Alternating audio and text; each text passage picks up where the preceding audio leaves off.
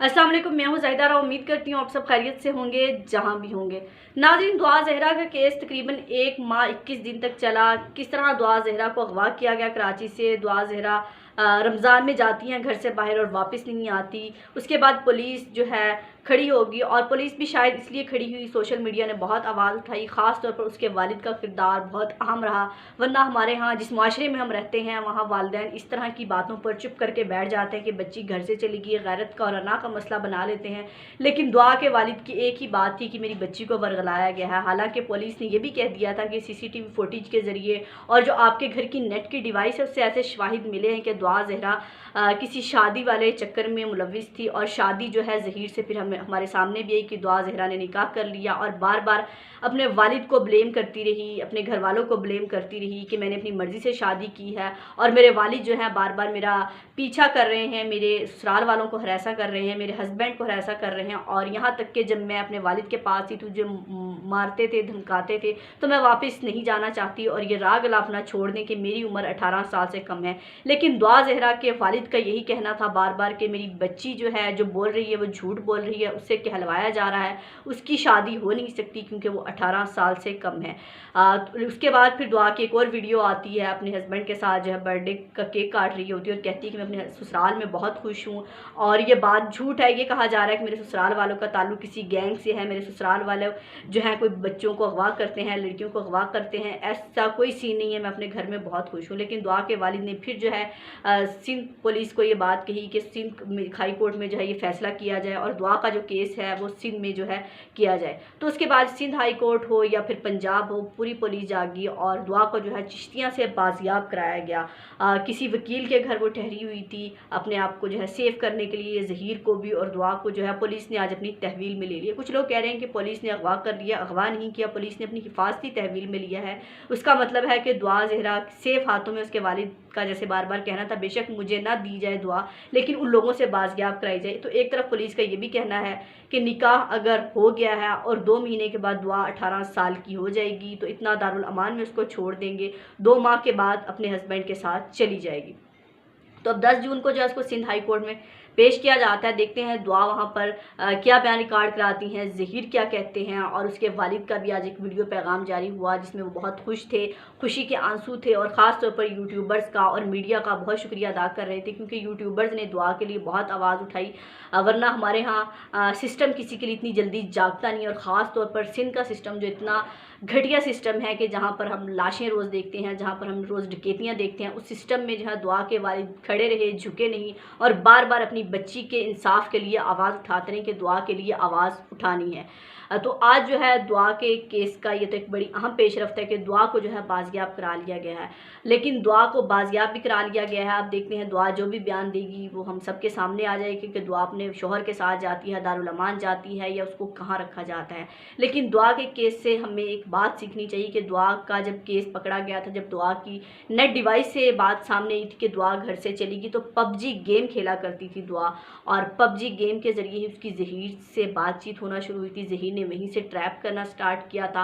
हालांकि उसके वालिदैन बार बार कहते रहे कि वो ट्रैप नहीं हुई, ऐसी कोई हमारी बच्ची नहीं थी, बल्कि वो घर से बाहर उससे उसको अगवा किया गया है।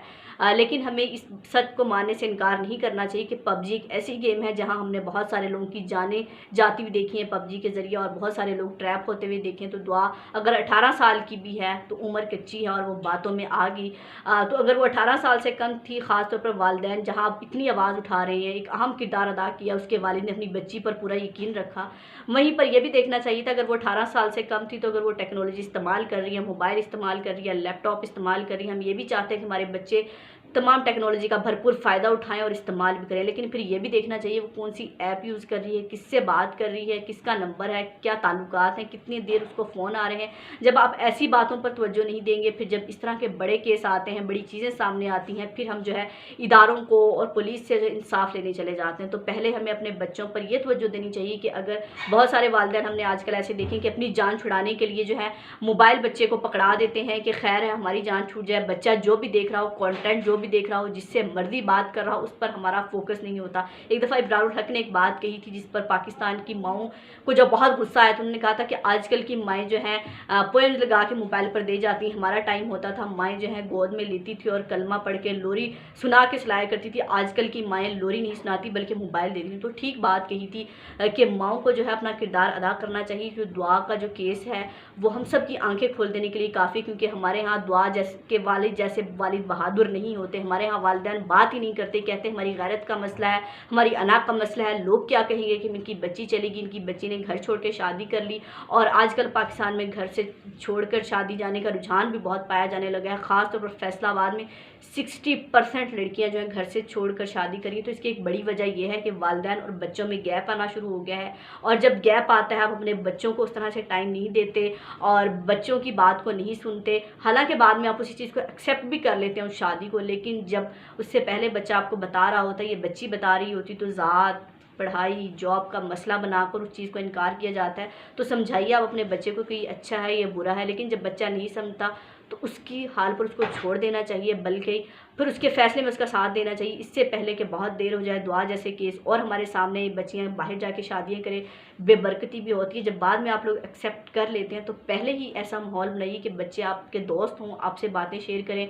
फिर जो है इदारों का भी काम बनता है इंसाफ देना, लेकिन इदारों का और पुलिस का जो भी लोग हैं इंसाफ देने वाले, मीडिया बाद में आवाज़ उठाता है, लेकिन उससे पहले आपकी जग हसाई हो जाती है। दुआ के वालिद की भी जग हसाई हुई है। बहुत सारे लोगों ने दुआ के वालिद को भी ब्लेम किया। जैसे दुआ बार बार कहती थी, अपने वालिद पर इल्ज़ाम लगाती थी कि दुआ मेरे वालिद मुझे मारते थे, मेरे वालिद ऐसे हैं ये वैसे हैं, लेकिन वो वालिदैन थे। अपनी बच्ची की बात का बुरा नहीं माना, लेकिन दुआ को भी अपने वालिदैन के बारे में ये बात कहते हुए 10 बार सोचना था कि अगर वालिदैन ने मारा भी है, कोई बात की भी है शायद उसकी बेहतरी के लिए, तो उसको मीडिया पर आकर बताना, अपने बाप को डिफेम करना, बाप की पर्सनैलिटी पर बात करना। हमने दुआ की वालदा को रोते हुए देखा, दुआ के वालिद को रोते हुए देखा, आंसू देखने के काबिल थे कि हमारी बच्ची हमें किसी तरह से मिल जाए, हम उसके बगैर एक एक दिन कैसे गुजार रहे हैं ये हमें पता। तो दुआ को इस सिचुएशन को समझना चाहिए था। लेकिन दुआ 18 साल की, इससे कम की, लेकिन अपने वालिदैन के साथ उसने बहुत बुरा किया। आज वालिदैन बेशक खुश हैं, लेकिन शर्मिंदगी से उनका सर एक बार झुका, पूरी दुनिया के सामने झुका कि चाहे उसको अगवा किया गया, लेकिन क्योंकि लोग बहुत नहीं मान रहे कि उसको अगवा नहीं किया गया। दुआ का अपना ही हाथ है, दुआ खुद ही घर छोड़ के जाना चाहती थी।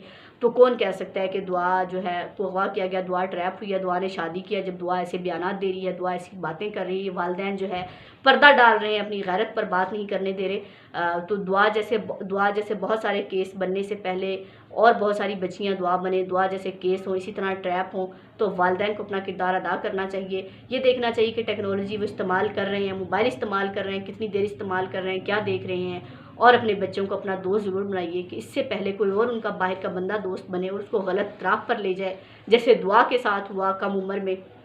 वरना बच्चे यूँ ट्रैप होते रहेंगे और फिर हम अपने इदारों को और अच्छे कामों में लगाने के, इसी कामों में लगा देंगे कि आज फ़लाँ बच्चा चला गया, फ़लाँ बच्ची चली गई है। तो दुआ के केस में जो भी हम पेशरफ्त होगी यकीनन आपसे शेयर करूँगी। अपना और अपने प्यारों का बहुत ख्याल रखिएगा, मुझे दुआओं में याद रखिएगा। अल्लाह हाफिज़।